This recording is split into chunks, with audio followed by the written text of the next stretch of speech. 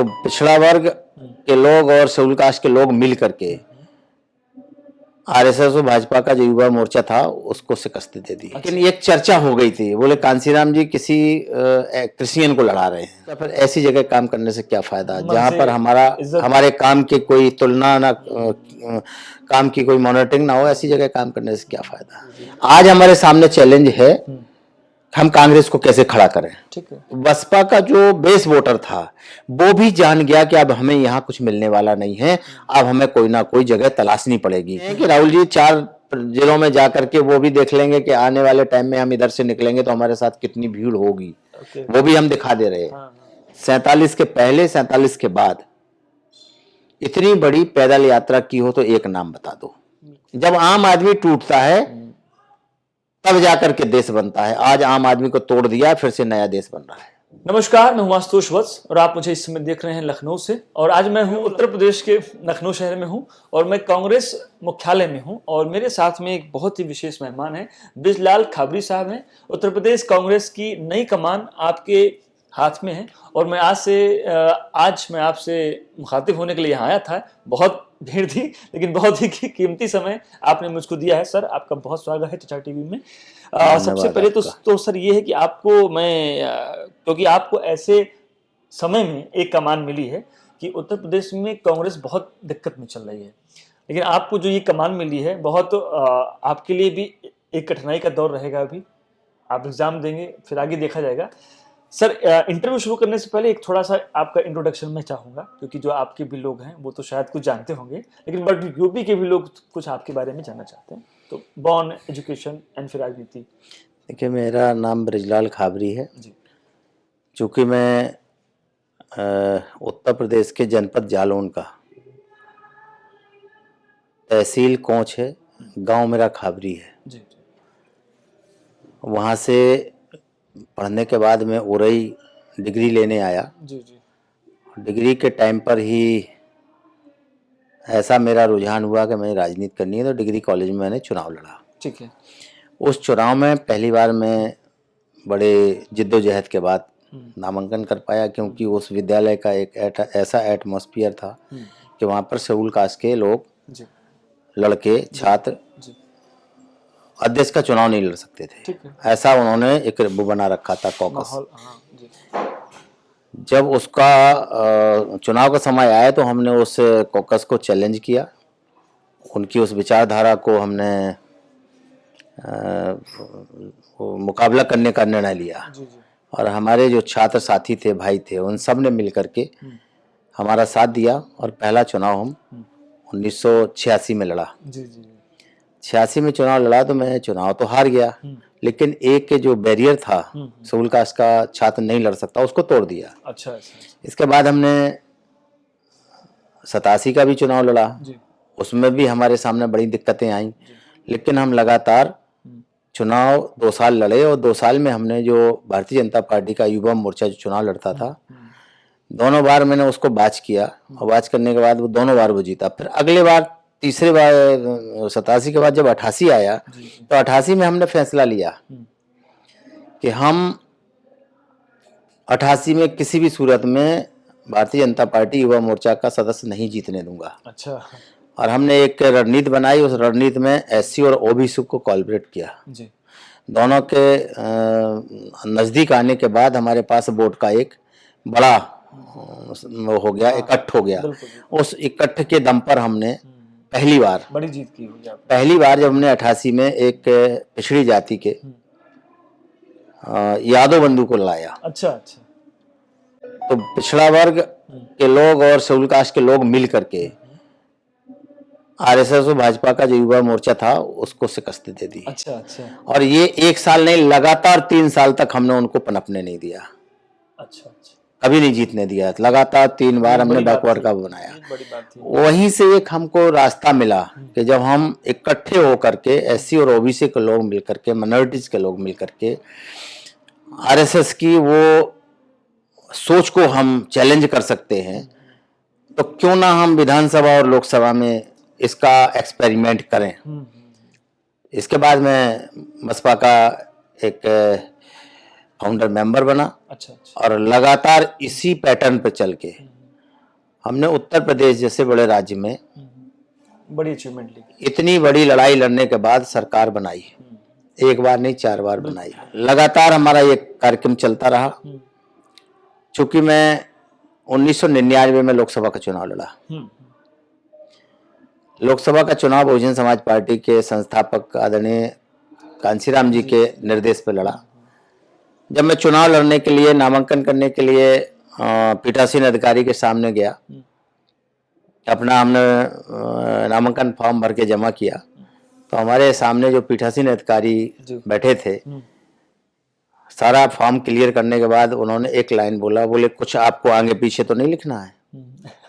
तो मैंने कहा क्या लिखना, कुछ नहीं लिखना। अचानक दिमाग में स्ट्राइक हुई कि हम जो है क्यों ना अपने गांव का नाम जोड़ दूं। अच्छा। तो पहले तो हमारे सारे कागज पत्रों में ब्रजलाल अहिरवार डिग्री से लेकर के प्राइमरी तक की जो हमारी स्कूलिंग है वो ब्रजलाल अहिरवार के नाम से है। जब लोकसभा में 1999 में हमने ये खाबरी जोड़ा और खाबरी जोड़ने के बाद जैसे ही हमारा नाम डिक्लेयर हुआ, ब्रजलाल खाबरी वोटर लिस्ट में आ गया। तो चुनाव के मैदान में जब मैं गांव गया तो लोग तरह तरह की बातें करते थे, क्योंकि उस समय छात्र होने के नाते गांव का आदमी हमें इतना नजदीक से नहीं जान रहा था। लेकिन एक चर्चा हो गई थी, बोले कांसीराम जी किसी क्रिश्चियन को लड़ा रहे हैं। अच्छा। इस तरीके के नाम रहते हैं। अच्छा।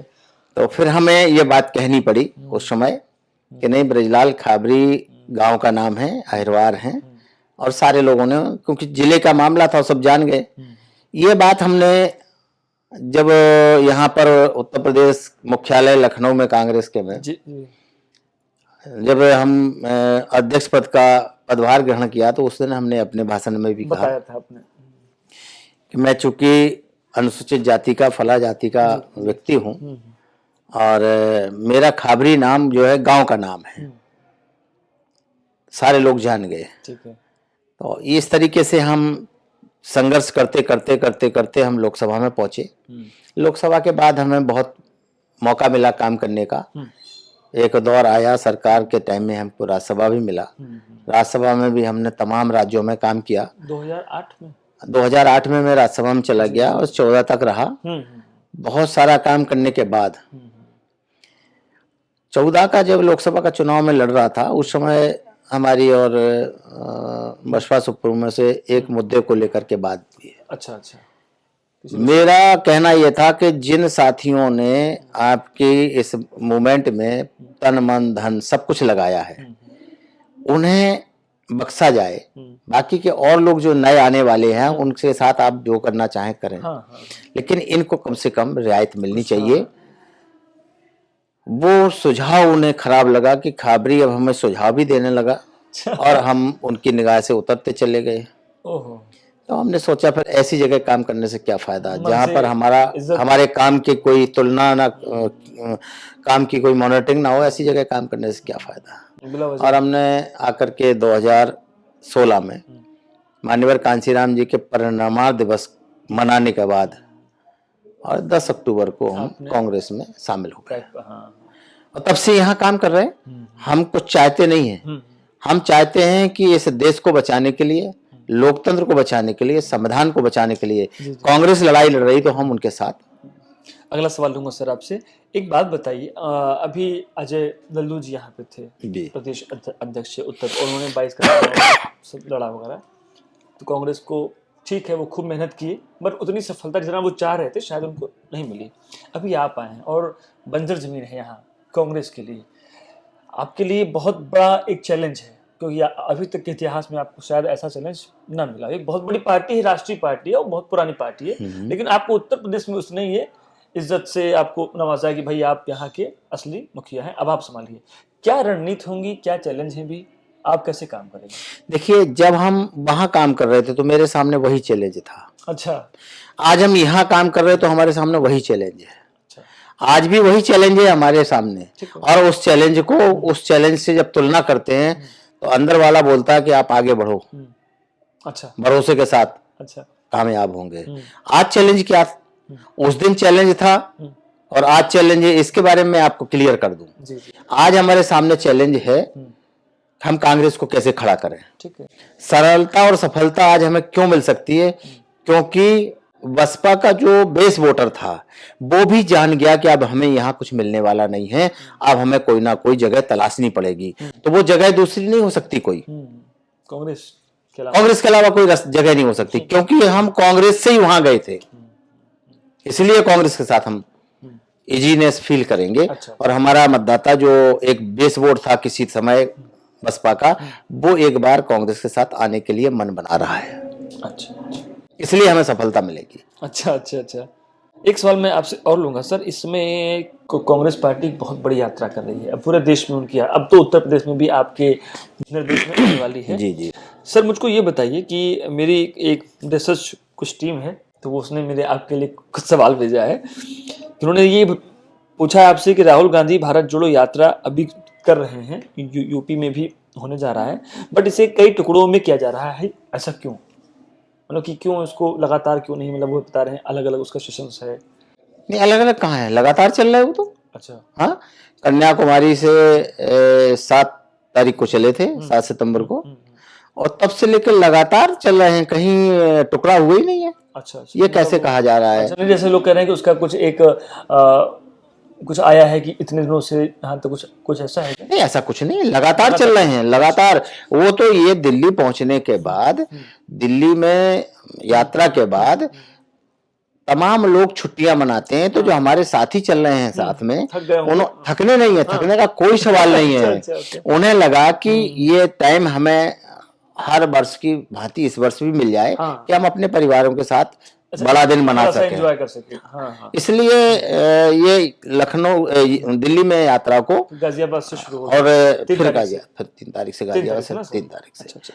गाजियाबाद से शुरू कर रहे हैं। एक सर अब ये बात बताइए, आपके यहाँ प्रियंका गांधी जी ने लास्ट टाइम इलेक्शन में बहुत अच्छे से यहाँ पे वो रही और काफ़ी अच्छा काम किया।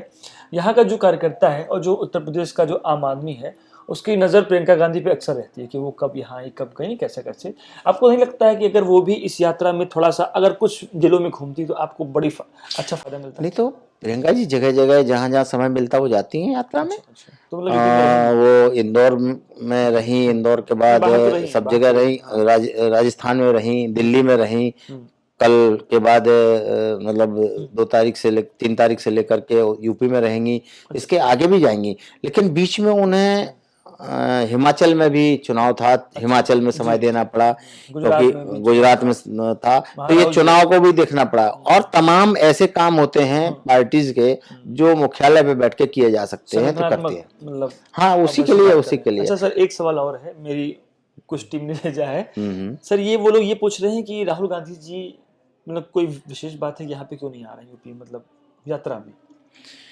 देखिए, एक रूट बनाया गया था, और रूट का ये भी था कि हम 3570 किलोमीटर का रूट बना था, और कन्याकुमारी से चल करके लगातार उसी रूट पे चल रहे थे। लेकिन उत्तर प्रदेश वासियों ने, उत्तर प्रदेश की कांग्रेस ने, हम सब ने मिलकर के उनसे निवेदन किया कि दिल्ली से थोड़ा सा 2-4 जिले हमारे भी आप ले लेंगे तो हमें थोड़ा सा राहत मिलेगी। लोग जो तरह तरह के क्वेश्चन करते हैं उनसे निजात मिलेगी। तो उन्होंने फिर हमारी बात को स्वीकार किया। यूं भी कह सकते हैं कि राहुल जी 4 जिलों में जाकर के वो भी देख लेंगे कि आने वाले टाइम में हम इधर से निकलेंगे तो हमारे साथ कितनी भीड़ होगी, वो भी हम दिखा दे रहे हैं। तो हम जो कहना चाह रहे हैं वो ये है कि किसी भी राज्य से उनका ऐसा वो नहीं है कि वो ना आए, हर एक राज्य में वो जाना चाहते हैं, लेकिन समय के अनुसार। समय का अभाव है। आज तक बताइए आप, किसी भी दल ने 47 के पहले, 47 के बाद इतनी बड़ी पैदल यात्रा की हो तो एक नाम बता दो। तो ये बिरले लीडर हैं कांग्रेस के, राहुल गांधी जी, जिन्होंने इतनी बड़ी प्रतिज्ञा की है कि हम पैदल चल के कन्याकुमारी से कश्मीर तक जाएंगे और कश्मीर में हम तिरंगा फहराएंगे। ये एक बहुत बड़ा चैलेंज है और इसको हर आदमी स्वीकार नहीं कर सकता है। सर आपके यहाँ उत्तर प्रदेश में एक नई राजनीति आप लोगों ने स्टार्ट करी और 6 प्रांतीय अध्यक्ष बनाए हैं अपने। सर ये 24 के लिए क्या कोई तैयारी है, आपकी क्या तैयारी है, कुछ यही बताएं। देखिए, जो किन मुद्दों पे आप भाजपा से लड़ेंगे? देखिए, मुद्दे तो हमारे पास 1 से 1000 है। ठीक है। गलत नोटबंदी, गलत जीएसटी, अन्याय अत्याचार, खुलेआम लूट, महंगाई, बेरोजगारी, इतने मुद्दे हैं। इन मुद्दों को अगर हम घर घर पहुंचाने में सफल हो गए तो भारतीय जनता पार्टी का तो पता नहीं लगेगा। बस अब वो समय आ गया। कल तक तो जब हमारी जेब में 10 रुपए होते तब तक हम चिंता नहीं करते, जब वो खत्म हो जाते हैं तो हम चिंता करते हैं। बिल्कुल। आज देश के एक आदमी के पास घर चलाने के लिए पैसा नहीं है। ये मुद्दा है आपके लिए, हमारे लिए नहीं है, ये उन देश और प्रदेश की जनता के लिए है। जी जी उनके पास जो उनकी पूंजी थी जी, वो ब्लैक मनी के रूप में जीएसटी के नोटबंदी के टाइम में बाहर करा दिया। अब हमारे पास तो पूंजी ही नहीं है। जो भी पूंजी थी वो सब तुमने नंबर 1 में खाते में डलवा दी। अब खाते में हम निकालने जाते हैं तो उस पे तमाम सारी जिम्मेवारियां, तमाम सारे टैक्सेस। जी जी, आम आदमी टूट चुका है। जब आम आदमी टूटता है तब जाकर के देश बनता है। आज आम आदमी को तोड़ दिया, फिर से नया देश बन रहा है।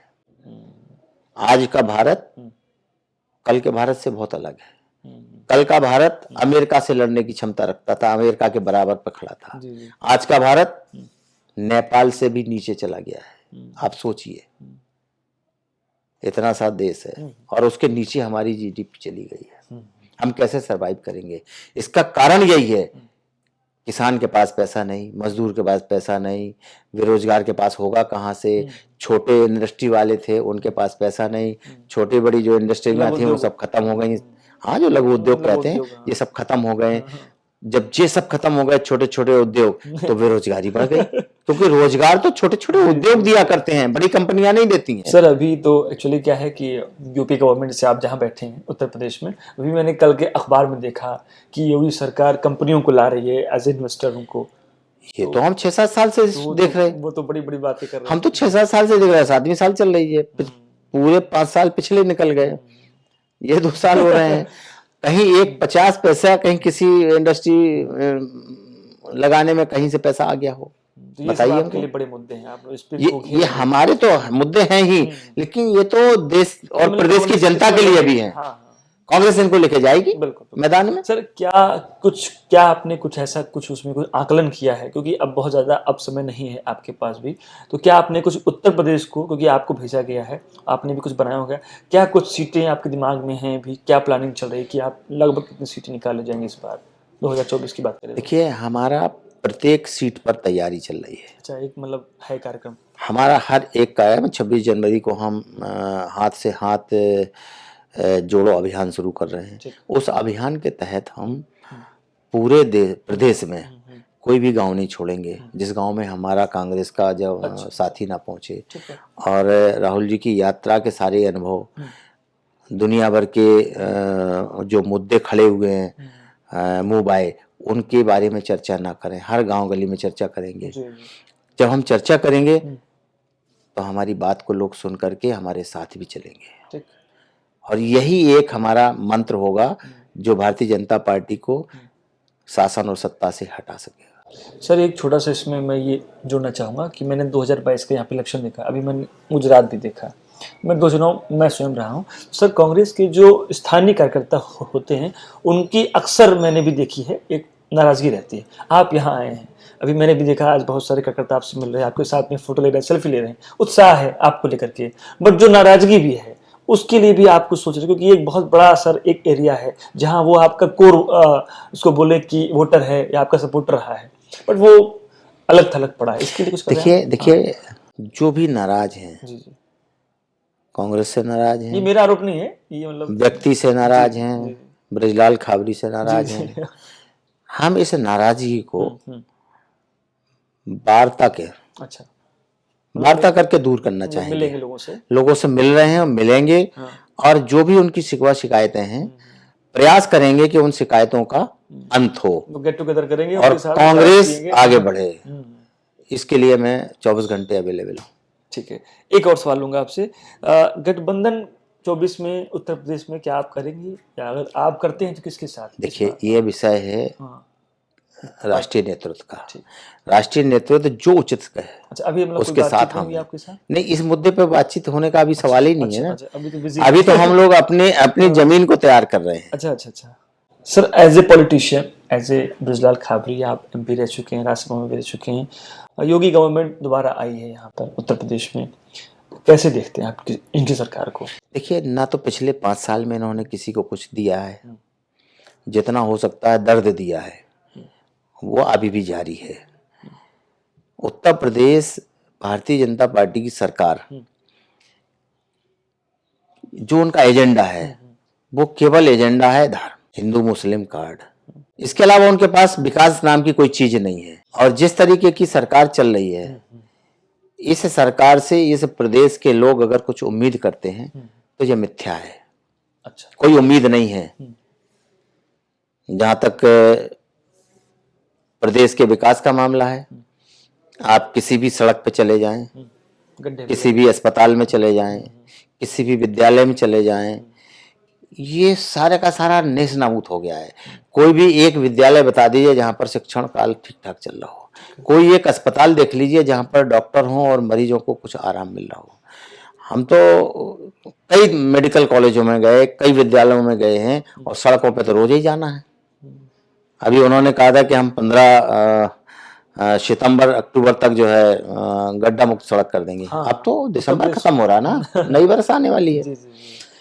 तो एक भी इनकी बात सत्य नहीं होती है जुमलेबाजी के अलावा। सर, एक और सवाल होगा। भारत जोड़ो यात्रा बहुत अच्छे से भी निकल के आ गई है, बट बीच में कुछ कोरोना वाला कुछ मामला भी आया है, तो बीजेपी के लोग भी उस पर अफसर उठा रहे हैं कि भाई ये एक सिक्योरिटी के लिए है। क्या लगता है, इसमें कोई राजनीतिक साजिश है?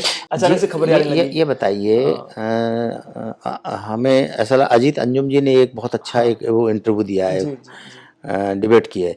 उन्होंने बीजेपी के 5-6 बड़े नेताओं के ट्विटर हैंडल देखे हैं, दिखाए हैं पब्लिक को, और उन्होंने ये कहा है कि देखिए कल तक किसी भी इस सीरीज में देख लिए बड़े नेताओं की में किसी ने चिंता जाहिर की हो। अचानक 24 घंटे में कैसे ये कोरोना का जिन्न निकल पड़ा। ये कोरोना का जिन्न कब निकला? जब उन्होंने देखा है कि राहुल गांधी जी उत्तर प्रदेश में भी प्रवेश कर रहे हैं। उनकी यात्रा बढ़ती जा रही है। ये पॉलिटिकल है क्या ऐसा? तो ये इससे मतलब गांव का आदमी ये कहने लगा है कोरोना वरोना नहीं है, ये तो राहुल जी की यात्रा को रोकने का तरीका है। उनसे डरे हैं। अच्छा। ये रोकने का तरीका ढूंढ रहे हैं। राहुल जी की यात्रा से डरी हुई है पूरी सरकार, चाहे प्रदेश की हो चाहे देश की हो। ये पब्लिक कह रही है। जब पब्लिक ये बात कह रही है तो समझने की जरूरत है। आखिरी सवाल होगा। उत्तर प्रदेश में आप हैं और आपके साथ बहुत सारी बातें भी हैं, अभी हम लोग भी देखेंगे, आपको बार बार मिलेंगे, बट न्यू ईयर आ गया है। क्या मैसेज है आपका आम जो आपके कार्यकर्ता है, आपकी जनता है, और क्या आप उनके लिए कुछ नया करने जा रहे हैं? देखिए, आपके इस चैनल के माध्यम से मैं प्रदेशवासियों से और देशवासियों से यही अनुरोध करूंगा कि पुरानी साल खत्म हो रही है, पुराने सारे गिले शिकवे भुलाएं और नई साल में नई ऊर्जा के साथ देश को बचाने के लिए, संविधान को बचाने के लिए, लोकतंत्र को बचाने के लिए कांग्रेस में आए। और कांग्रेस ही इस देश का भला कर सकती है, देश की जनता का भला कर सकती है, और कोई नहीं। ये जरूर हम आपके माध्यम से। सर, कोई बड़ा आंदोलन कुछ होगा इस साल? कुछ आपकी रणनीति में कुछ है? बिल्कुल आगे बताएंगे। अच्छा, अभी आगे बताएंगे बिल्कुल। बिना आपको बताए हमारा काम कैसे चलेगा भाई।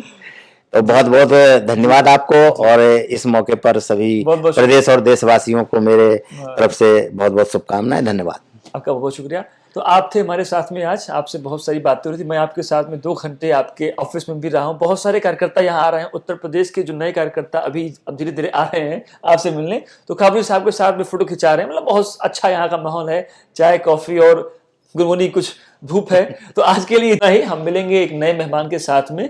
आप जुड़े रहिए हमारे साथ में चर्चा टीवी पर। 2024 के चुनाव में हम पूरी तैयारी के लिए हम लोगों से मिल रहे हैं, नेताओं से भी मिल रहे हैं और आम जनता से भी। तो मिलेंगे फिर किसी एक नए एपिसोड में। शुक्रिया।